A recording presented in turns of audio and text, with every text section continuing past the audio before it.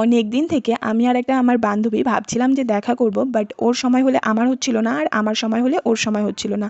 তো এর আগের দিন তো ডিসিশন নিয়েই নিয়েছিলাম দুইজনের যাই প্রবলেম হোক না কেন দেখা করবই।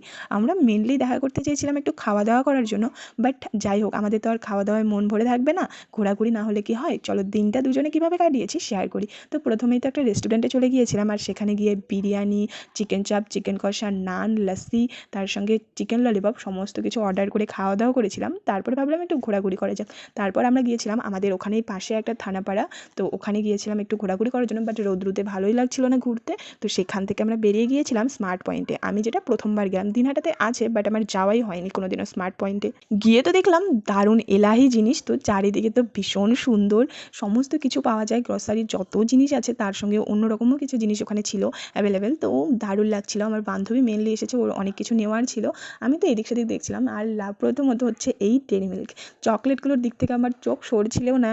এই কষ্ট দেখে আমার বান্ধবী আমাকে একটা ডেয়ারি মিল্ক কিনে দিয়েছে। তো তারপরে আমি ওখান থেকে একটা কেচাপ অ্যান্ড একটা বিস্কিট নিয়েছিলাম, আর নিয়েছিলাম ওয়াটারমেলন, যেটা আমার একটু হাস্যকর লেগেছে বাট নিয়েছি। ওয়াটারমেলনটা খেতেও দারুণ ছিল, তো বেশ ভালো লাগছিলো আমার খেতে।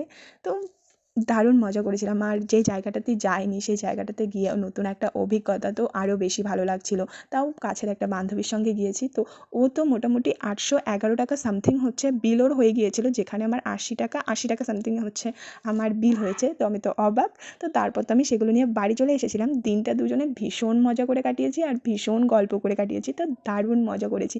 তোমরাও তোমার কোন কোন বান্ধবীর সঙ্গে এভাবে মজা করে দিন কাটাও তার নামটা কমেন্ট বক্সে জানাতে ভুলো না। তো দিনটা তো এভাবেই কাটলো।